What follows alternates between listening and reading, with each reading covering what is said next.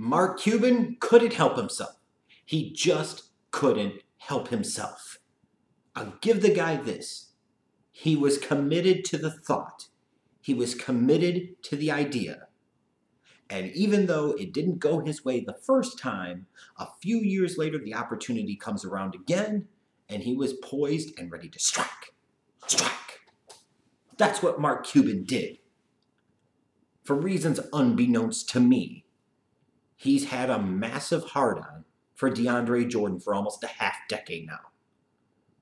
Again, I don't know why. Yes, DeAndre Jordan is a really good defensive center. He's a very good shot blocker. He is a phenomenal rebounder. He's nice in the pick-and-roll action, especially when you're talking about Lob City and all that jazz. But this is also a guy that doesn't stretch the floor offensively, who's a bit dated in terms of his overall skills and approach to the game, and is such a horrible free throw shooter that you have to take him out for large stretches of the fourth quarter because he becomes too much of a liability and not nearly enough of an asset in other areas to make up for that piss-poor free throw shooting.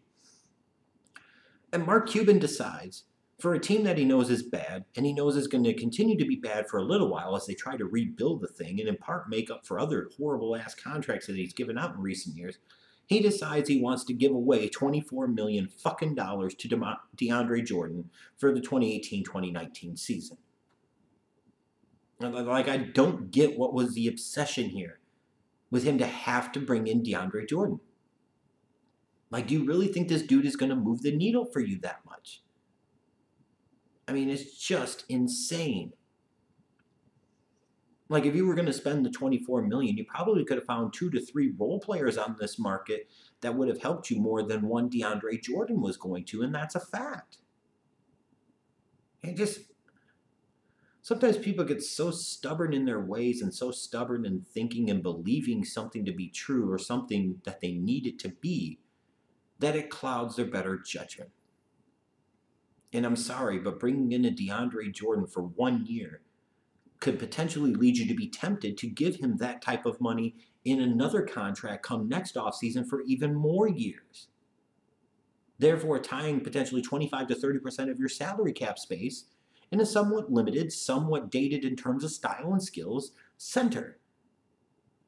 If you're going to spend that much money on a player, in my opinion, they had better be an all-around player, or they better be incredibly skilled offensively if they're a big man. Most certainly, though, I would rather spend that on wings, perimeter players, stretch fours, and point guards.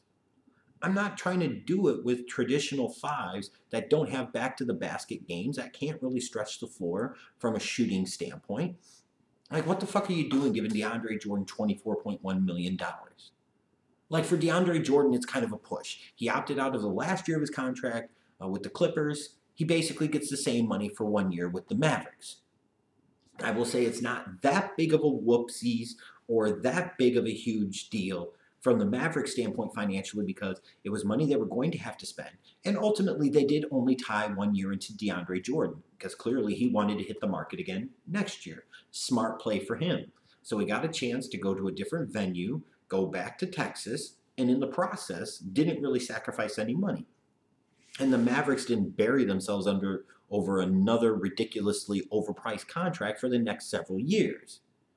That's good. But when you look at a team that you think, for all intents and purposes, is going to be bad, is going to be a lottery type of team, knowing you just gave up your 2019 first-round pick, which I think is only top 5 protected, for a guy like Luka Doncic, you would think you would want to do everything you possibly could to keep that pick the next year.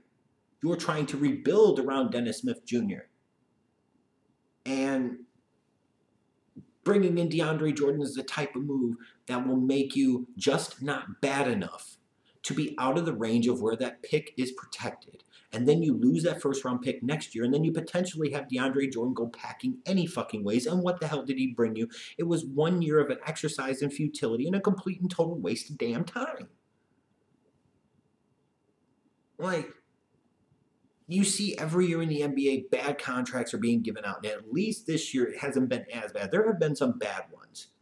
But at least even with DeAndre Jordan, while he's not worth $24 million, no fucking way in hell in today's modern NBA, at least it's only for 1 year.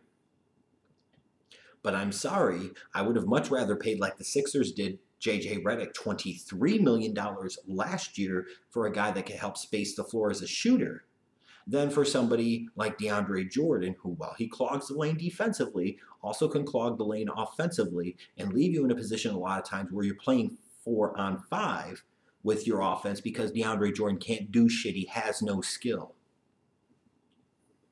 But Mark Cuban got his man. I don't know if he's got it hard, if his butthole's puckering up at the thought of DeAndre Jordan in Dallas. It's got to be something. Because 3 years later, after they got burned at the altar by DeAndre, now they want to give him $24 million, a reason to love Texas. And at least for DeAndre's sake, now he gets paid in Texas. You're not having to deal with that state income tax. He saves a couple of $1,000,000, so financially he actually comes out ahead. It was a smart play by DeAndre. I don't knock him.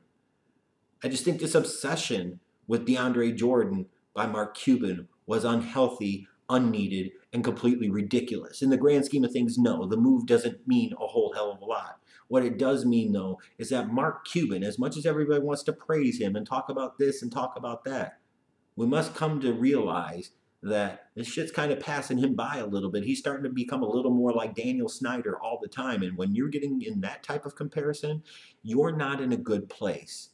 He's starting to show you that he doesn't know what the fuck he's doing. Because I'm sorry, waiting 3 years after getting burned at the altar to just give DeAndre Jordan $24 million for one season shows me you don't know what the hell you're doing.